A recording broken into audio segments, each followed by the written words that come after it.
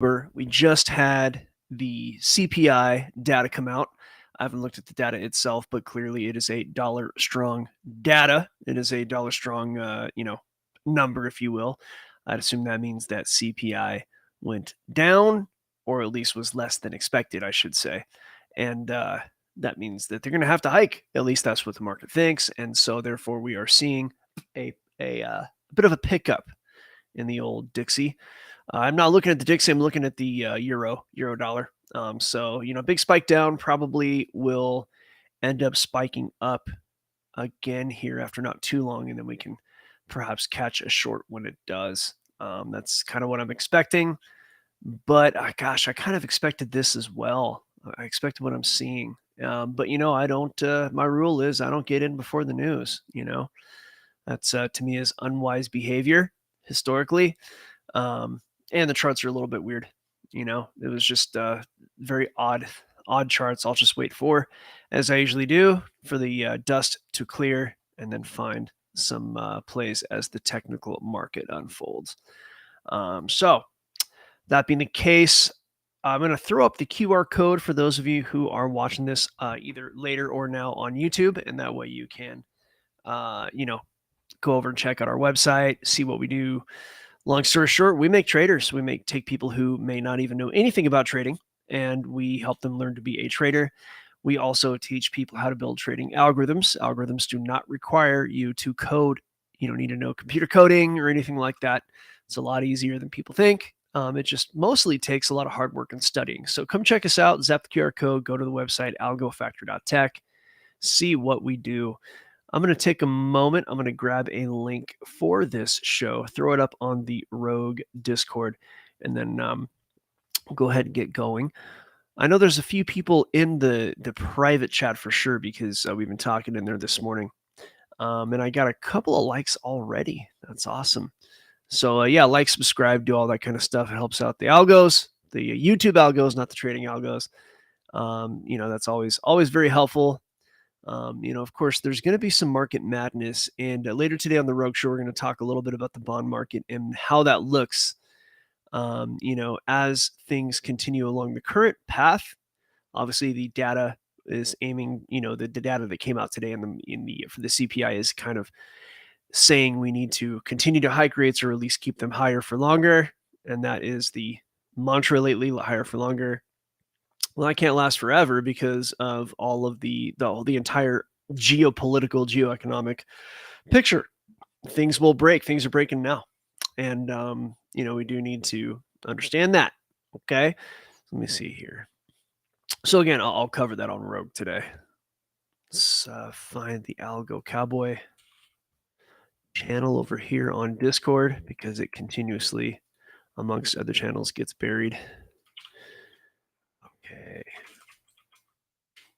See if we can bring some people on here.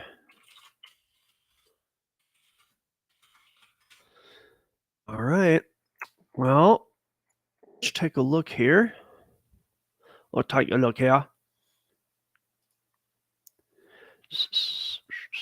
Who do we got? We got Brad King. Good morning. Glad to see you on there.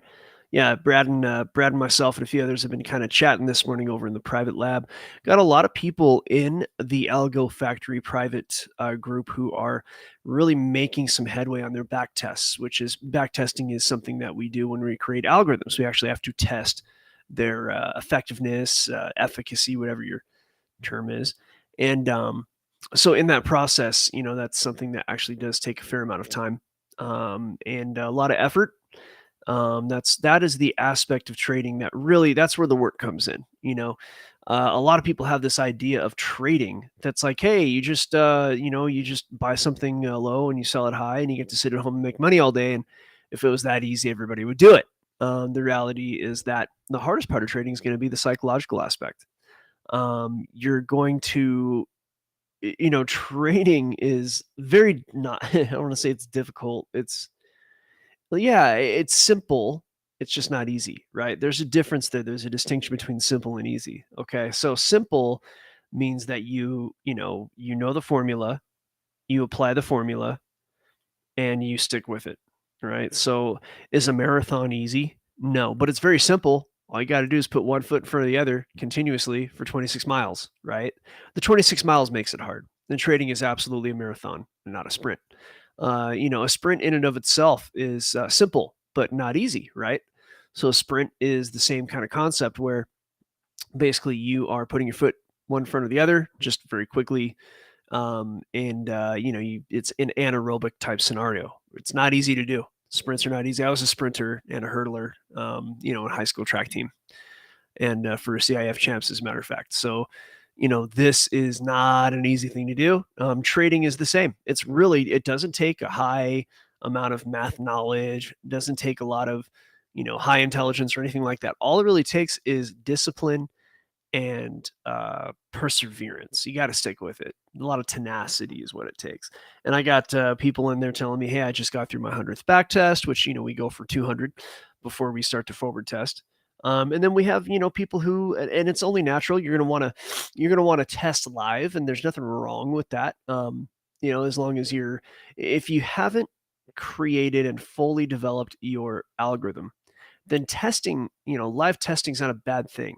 Live testing merely is a reference to, say like doing a fake trade, right? But if you haven't developed your algo and you're putting in like a full position size on, let's just say you have a $10,000 account and you're putting on a $200 position, that's probably, if you ask me, that's unwise, because you don't even know what the probability of your algorithm winning is. So you're going to run into all kinds of problems. First of all, you have no concept of how likely it is for your trade to win. You haven't done the math. You haven't gone back. You haven't tested. You haven't said, "Hey, my trade wins, this many times out of 10. I have a certain risk to reward ratio." You haven't developed a number called expectancy, which is how much you can basically expect to win per trade based on a certain account size and percentage entry. Okay. And until you know that, you're not going to have the psychological foundation that it takes to be confident in your trades.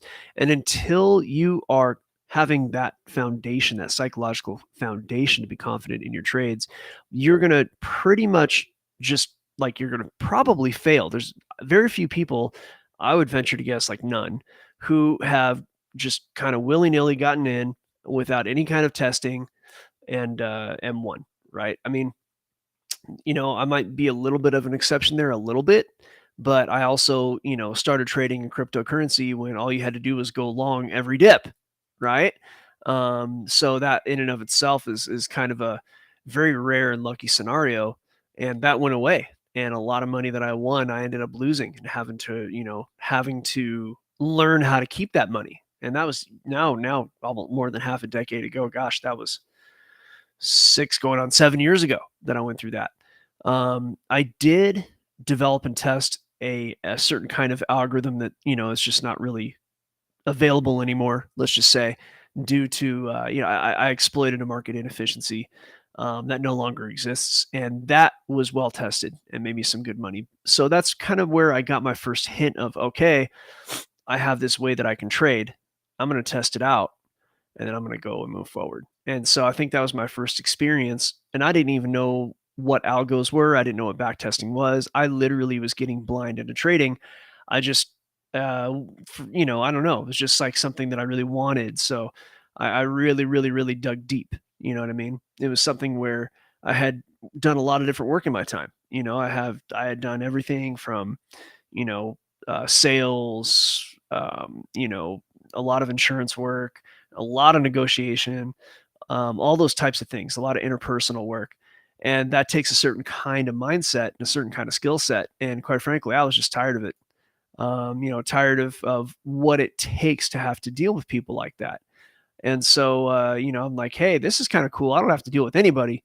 This looks really easy. And of course, I learned that it was not easy at all. But by the time I learned that, I'd already been successful and uh,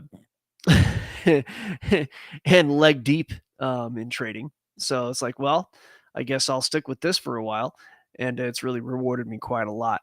So, that's just kind of my basic story there. And the only thing, I mean, not the only thing, but I'd say one of the most important things I've picked up in this process is understanding um, just understanding what it takes from perseverance, understanding the discipline that it takes, understanding that, okay, I know I have to get, in order to deploy, I've got to do 200 back tests, and then I have to, then I can deploy at, say, like a quarter position size, right? I can deploy my algorithm, my trading method, if you will.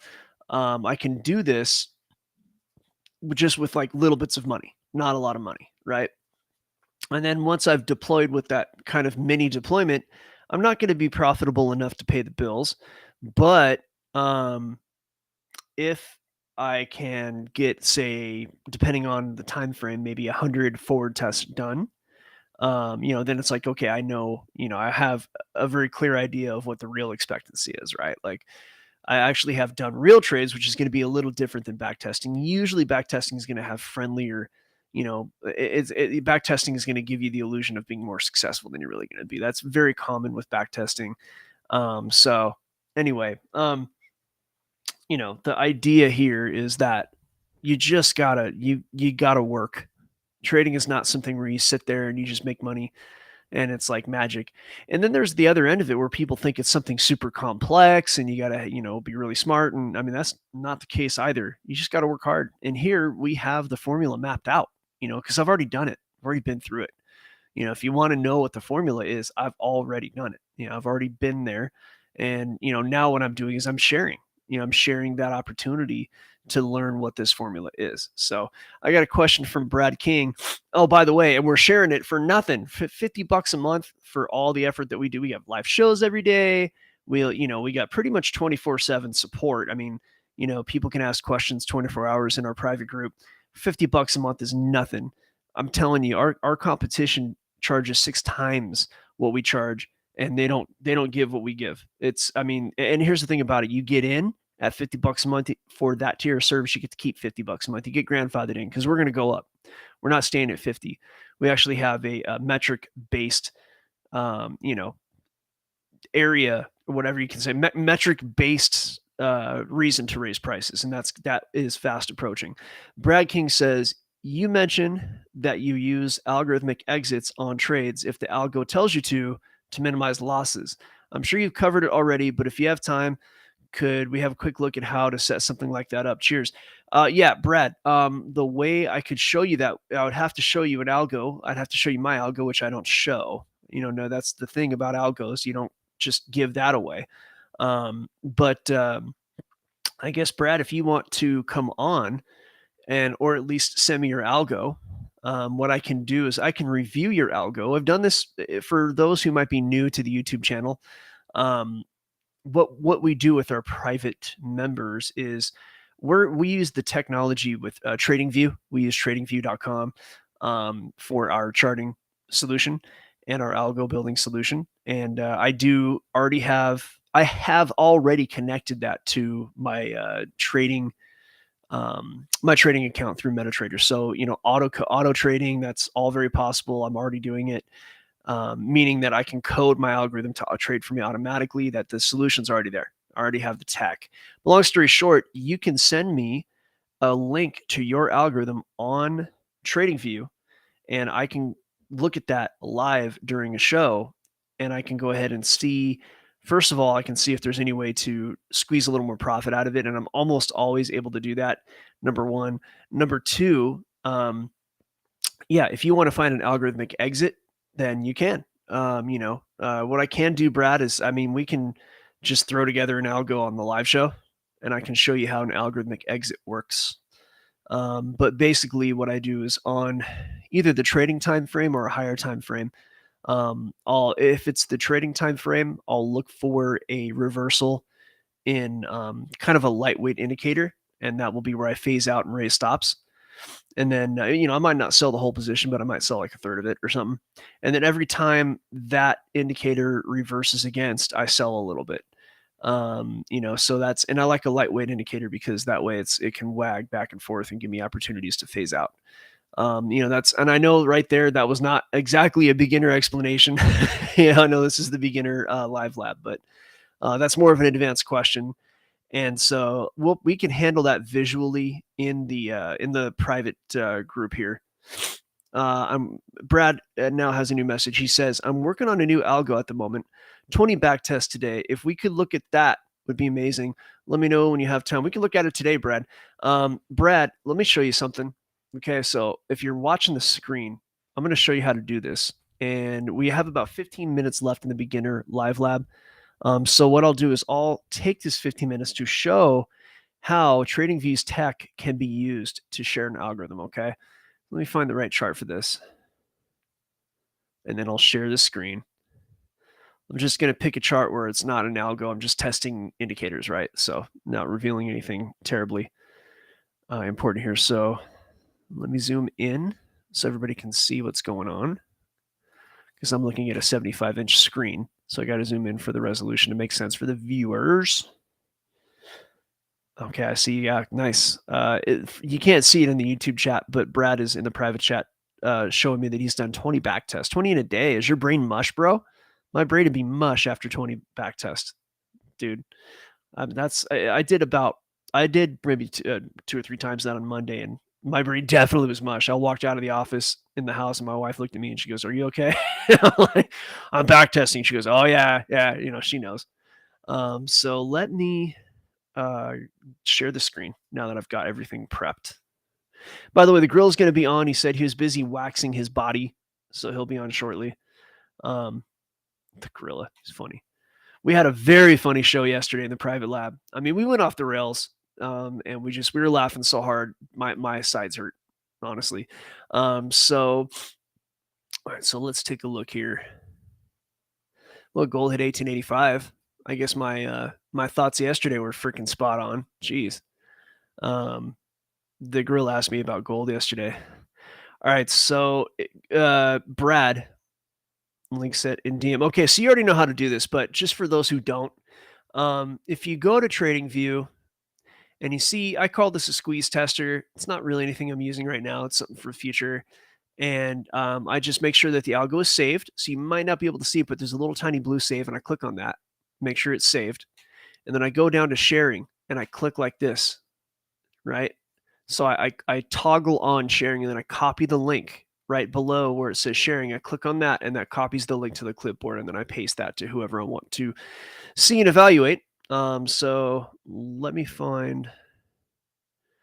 I get the feeling Brad sent that to me. Okay, good. Brad sent it to my yeah. I'll get to that in the DM, right? In the once we get onto the show. So, but that said, yeah, we're we'll be able to handle that. So I see it there, bud. So don't let me forget about it. If I start cracking jokes and forgetting about what we're supposed to do when the gorilla hops on, then let me know.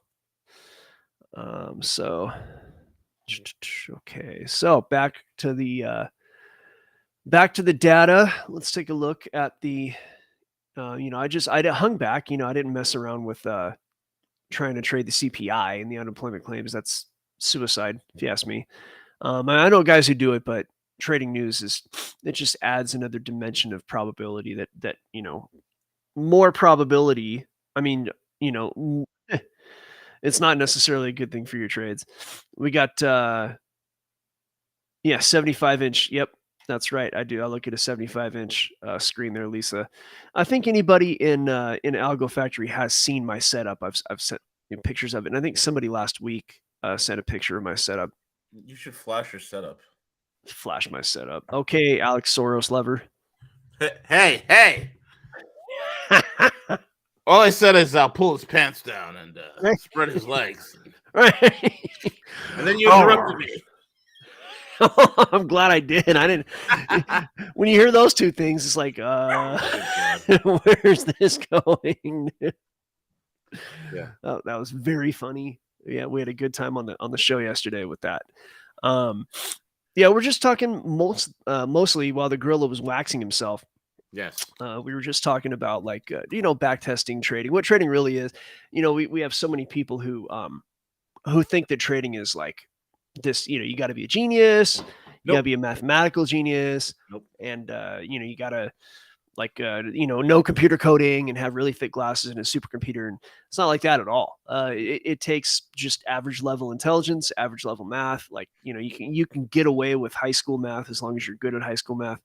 It doesn't take, you can pay somebody else to code for you. You know what I mean? I don't code. I know enough about coding to design an algorithm aimed at making it easy to code, right? But I would not try to code an algo myself. Not at this point. We do have some guys in our private room who just picked it up like it's nothing, though. That's a cool thing. I think it was Trev, right? Isn't that Trev who did that? Yeah, I think it was Trev. So we got Trev and we got eTrev, and I think Trev is across the pond, and he's the one who programmed. He had the variable. Trev ATR. is from the UK, and eTrev is from New Zealand, if I'm not mistaken. I thought eTrev's from the US. No, he's from Ireland. That's what it is. Okay. Either way, I know Trev's eTrev is from the US. Yeah. No, that's Trev. Trev says he's had a dabble. Yes, that. Well, I don't know. I mean, I've seen your dabble. Like you actually developed that variable ATR, which I've actually been using in my back testing. So your dabble has been helpful. We got a couple minutes left, Gorilla. So I don't know if you have anything you want to cover. I was just looking at the data that came out. We haven't even covered that yet. But it looks like the inflation numbers were both above expected. Unemployment claims was in kind of a nothing burger. So, if the numbers come up a little higher than expected, then of course that means higher for longer, meaning like, they're going to have to hike rates or keep them higher. And of course that's going to be strong dollar news. I don't know. At this point, a lot of this data to me is just like chart manipulation, and, and it's not just chart manipulation, but it's going to be a way for the powers that be to put the numbers where they need them to be so they can do what they want to do. And that's fine. I don't care. Like, it's, as a human, I might be a little bit cynical. I might be like, oh, well, these guys are manipulating, blah, blah, blah. But as a trader, I don't give a flying fig Newton, man. I'm going to trade it. You said you don't give a flying fig Newton. That's just wrong. Why not? I'm just saying. Exactly. You got to be dogmatic. No, I'm sorry. You got to be pragmatic and not dogmatic. Don't be dogmatic. Yeah, don't be dogmatic. Just be dogged. Dogged. Plunder, ma'am. So we have a plunger private joke.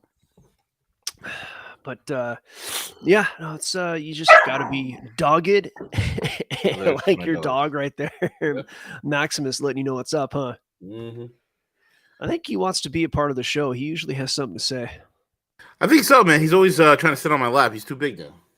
Oh, yeah. It's probably because you let him sit on your lap. When he was a little pup, I always put him on my lap and whatnot. I've seen pictures of like Great Danes and Cane Corso that, they're sitting on this small, they're bigger than the human's lap that they're sitting on. Preposterous. And that's because when they were puppies, they let them sit in their lap, and now they're 200 pounds of dog flesh sitting on your lap on the couch, thinking that they're a puppy.